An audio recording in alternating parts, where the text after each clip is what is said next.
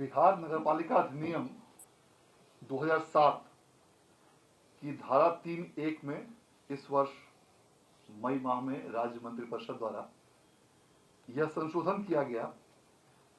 कि वैसे क्षेत्र जहां इस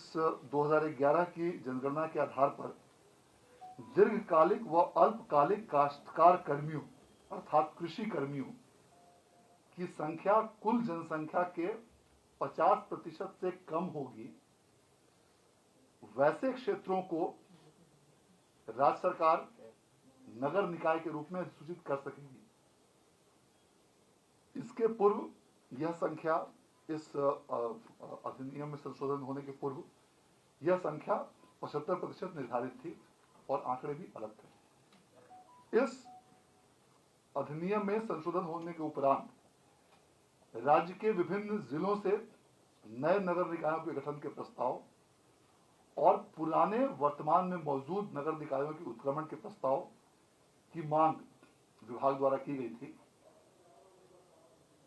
इन प्रस्तावों की समीक्षा विभाग स्तर पर की गई और उसके पश्चात सभी जिलों से जिला पदाधिकारी की अध्यक्षता में एक समिति का गठन किया गया, जिसमें कि जिला पदाधिकारी, अपर समाहर्ता, जिला कृषि पदाधिकारी, जिला पंचायती राज पदाधिकारी और अन्य पदाधिकारी उसमें मौजूद थे। उनके द्वारा इन प्रस्तावों की विस्तृत समीक्षा करते हुए राज्य सरकार को प्रस्ताव प्रेषित किए गए, जिसे मंत्रिपरिषद के विचारार्थ आज रखा गया। राज्य मंत्रिपरिषद द्वारा इन सभी प्रस्तावों पर सम्यक विचारोपरांत आज निम्नलिखित प्रस्तावों की स्वीकृति दी गई है और राज्य सरकार की स्वीकृति के उपरांत आज विभाग द्वारा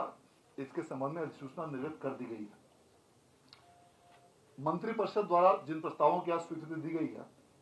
उसमें कुल 103 नए नगर पंचायतों के गठन के प्रस्ताव की स्वीकृति दी गई है। इसके अतिरिक्त 8 ऐसे क्षेत्र हैं जो पूर्व में ग्राम पंचायत के रूप में सूचित थे, उन्हें सीधे नगर परिषद के रूप में गठित करने की स्वीकृति दी गई है। इसके अतिरिक्त 32 ऐसे नगर पंचायत हैं जो अब नगर परिषद के रूप में उत्क्रमित करने की स्वीकृति मंत्रिपरिषद द्वारा आज की बैठक में दी गई है। और इनके अलावा 5 ऐसे नगर परिषद हैं जिन्हें नगर निगम के रूप में उत्क्रमित करने की स्वीकृति आज मंत्रिपरिषद द्वारा दी गई और 12 ऐसे नगर निकाय हैं जिसमें मूलतः नगर परिषद और नगर निगम शामिल हैं।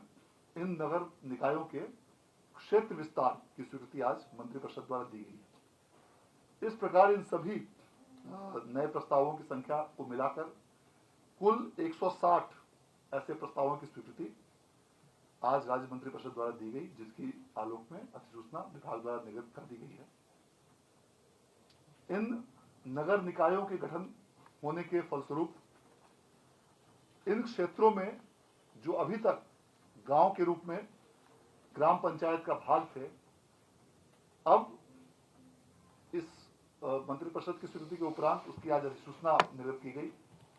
और इसे अखबारों में प्रकाशित करके आपत्ति आमंत्रित किए जाएंगे। 1 माह की समय उसके लिए निर्धारित रहेगी और उस 1 माह के पश्चात उसको अंतिम रूप से अधिसूचित किया जाएगा। इस नगर निकायों के विस्तार होने के फलस्वरूप इन क्षेत्रों में अब जो नगरीय सुविधाएं जो दी जाती रही हैं, साफ सफाई, सैनिटेशन,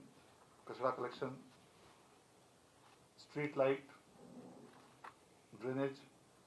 पार्क, सामुदायिक भवन, ये वैसी सुविधाएं जो पूर्व में शहरी क्षेत्रों में दी जाती रही हैं, अब इन नवगठित शहरी क्षेत्रों में भी राज्य सरकार द्वारा दी जा सकेगी। इतना ही नहीं, राज्य सरकार को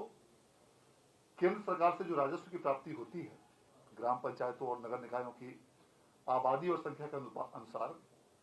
उसमें भी अब वृद्धि होगी, क्योंकि शहरी क्षेत्रों में केंद्रीय वित्त आयोग की अनुशंसाओं के आलोक में ग्रामीण क्षेत्रों की तुलना में ज्यादा राशि दी जाती है, तो राज्य सरकार के